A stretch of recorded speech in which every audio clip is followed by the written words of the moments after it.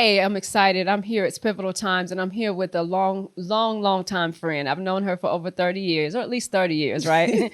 Give it away our age. Please, people are going to think we're dinosaurs. We're not dinosaurs. She is from Senegal, West Africa. Yes. Mrs. Coumba Toure. I'm so glad to have you here on Pivotal Times. Thank you for joining us. I'm so glad to be with you. Thank you for inviting me.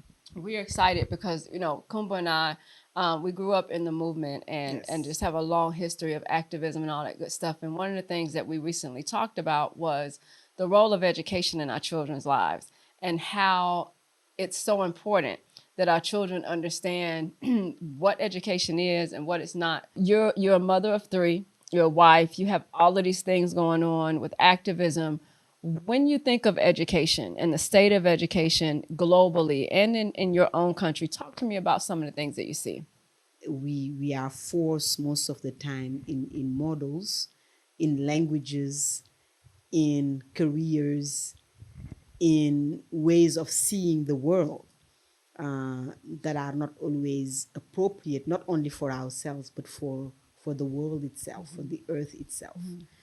And so we have a long way to go to raise a new generation of human being who cares about other human beings, not just about exploiting other people and the earth and accumulating the maximum, but people who see themselves as part of a whole.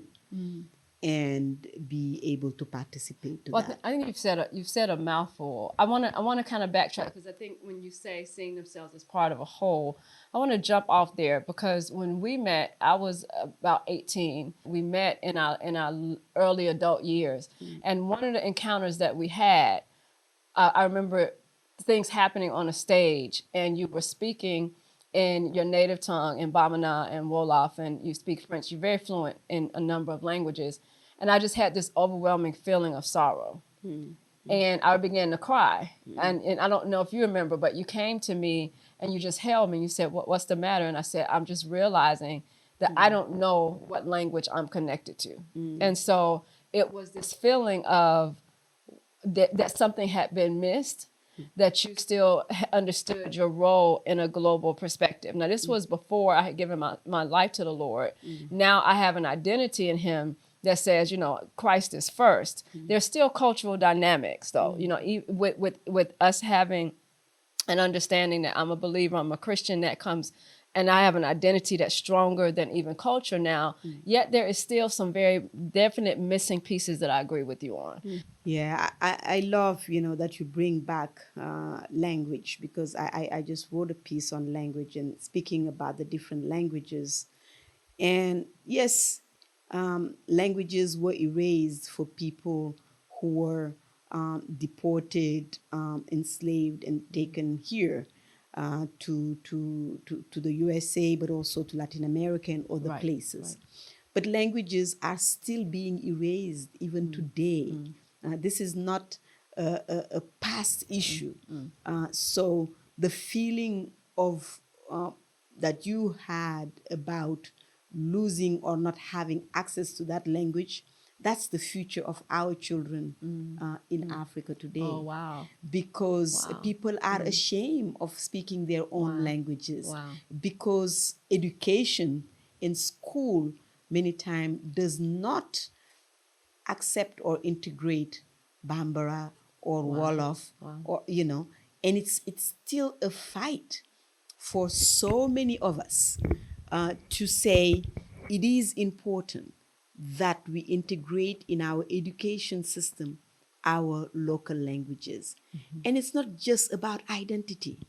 It's about wealth, because in the language is hidden some of the cultural wealth. There are certain things that cannot be said in another language. Now, what's interesting, right? Because biblically, there's a story of the Tower of Babel, where people were brought together and they had one language, and they were building this monument, and they were building it so intensely that God himself came down and said, I've got to break this up, because they're going to basically think that they're their own God, because he said, because the people are so one, nothing will be impossible to them. And so he dispersed the languages. Even spiritually, we see that there's power when people have the same terms, have the same language.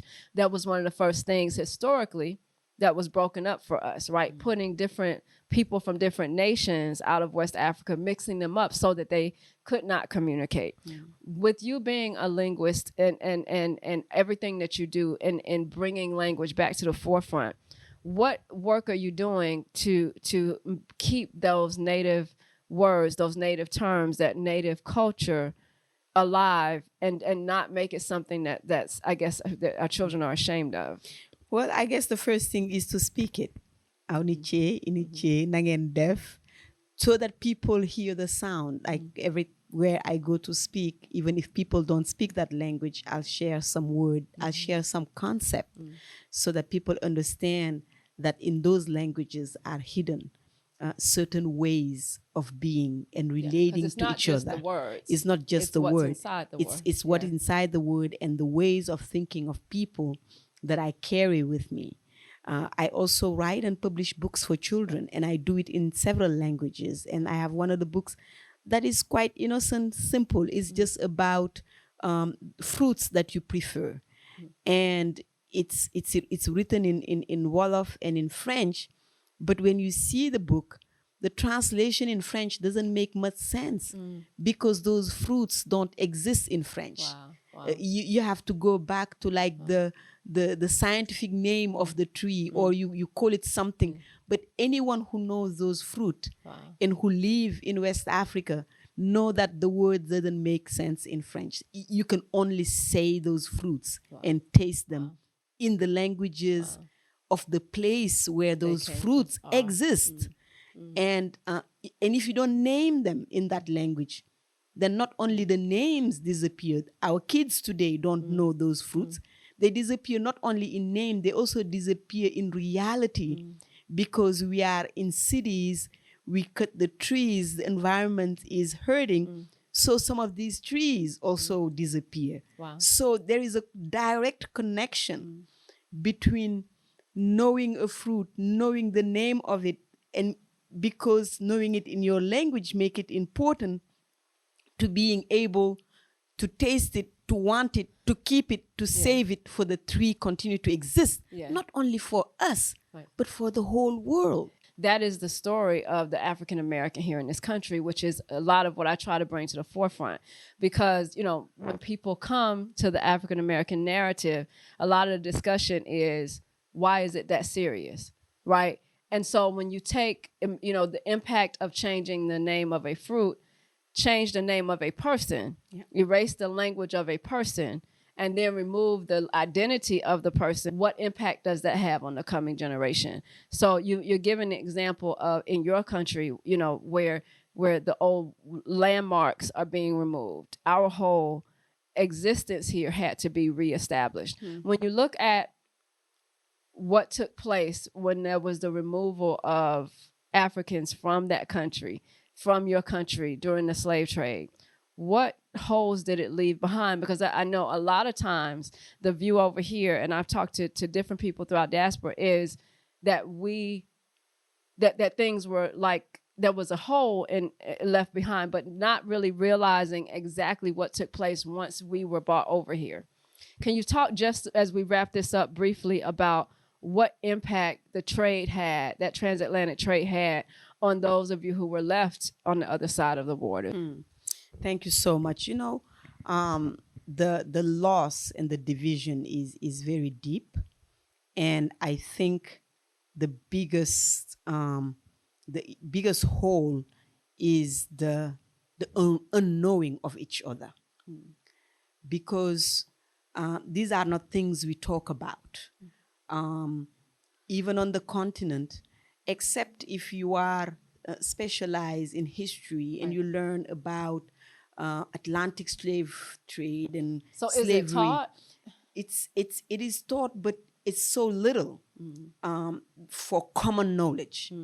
That if you pick anyone on the street and ask them, there's not much they know. So what would the average knowledge be if you had to? The average knowledge is people will say, oh yeah, there was Atlantic slave trade, but vague. People don't know the numbers. People don't know when. People don't know where were people taken. People don't know what happened to them. And unless you specialize, you don't know. And how did you find out, Coumba? What I was saying is the first time that it was brought into public attention, the Atlantic slave trade and what happened to people here, it was when the movie Roots came out. Yeah. That was from Alex Allei's book. Yeah. That's very recent. That's the first time people were like, what? What happened? Wow.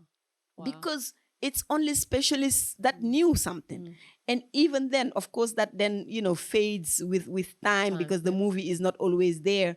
But we have that unknowing of our people and also even of ourselves, because what people need to understand, not only were people taken away for, hundreds of years, living big holes in family, developing new ways of people relating to each other, new tradition being built around fear and war and people trying to protect themselves. So it developed a whole new society based on the fact that the stress of the Atlantic slave trade pushed down on the people down there.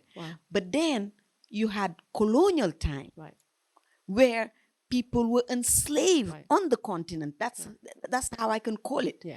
Because you if you learn the history of what happened in the Congo and so on, people were literally just enslaved on the continent for more hundreds of years after slavery was abolished. So we share the unknowing about each other. We share the unknowing. And that's so deep and that's so separating. And that's a big part of our work. So in education. In education, I want to put a pin in it here and let people go to segment 2, because we're going to pick up on that colonial piece. We're going to pick up on the trauma and for me, the demonic nature of that colonial piece and why it's been kept so quiet. Why is it not public knowledge?